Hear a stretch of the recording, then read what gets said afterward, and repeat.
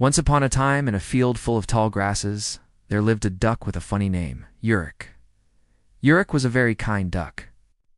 He was also an optimistic duck, but most of all, he was a helpful duck. He would always lend a wing to the animals who needed it.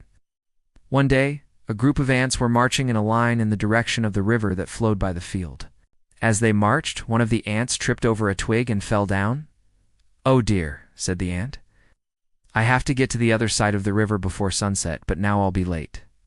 The other ants kept marching along without paying any attention to their fallen comrade. "Wait a minute," said Oric, who was swimming in the river. "Don't you think you should help him?" The ants ignored Oric and continued marching.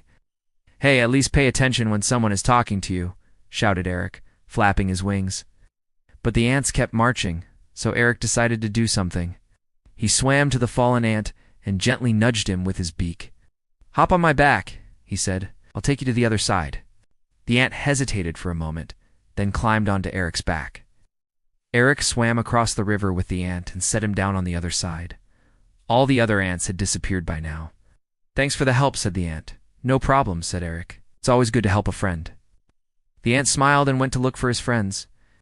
Eric was happy that he had made a new friend, so he started swimming back. But when he reached the middle of the river, he saw the same group of ants marching on the other side, away from the river. They were marching in the direction of the setting sun. Eric was confused. He started swimming towards them, flapping his wings to get their attention. "Hey, why are you guys marching towards the sunset? Don't you know the sun sets every day?" The ants didn't even seem to hear him. They kept marching. "Hey, at least pay attention to me this time," shouted Eric. But the ants kept marching. Angry and upset, Eric stopped swimming and waded into the shallow water. "I'm going to make you listen to me," he said. He took a deep breath and blew air into his lungs. Then he bent down and started gathering grass, twigs, and leaves. One by one, he blew them all into a pile. When he was done, he looked around to see if anyone was watching. Then he started pushing the pile of twigs and leaves into the river. He made it into a small raft. Then he took off all his feathers and made a shelter over the raft. Eric looked around once more, then jumped into the river and pushed the raft away from the shore. It floated down the river and drifted towards the ants. The ants saw the raft coming, but they kept marching. Eric paddled after the raft, flapping his wings hard so they would notice him. Finally, they stopped marching and turned around to look at him. "Why did you build that?" asked one of the ants. "For you to ride in," said Eric. "Hop on, and I'll take you to the other side." The ants looked at each other and shrugged their shoulders. "I guess we don't have a choice now," said one of the ants. They all climbed onto the raft, and Eric paddled them across the river. Once they were on the other side, Eric said, "See you later."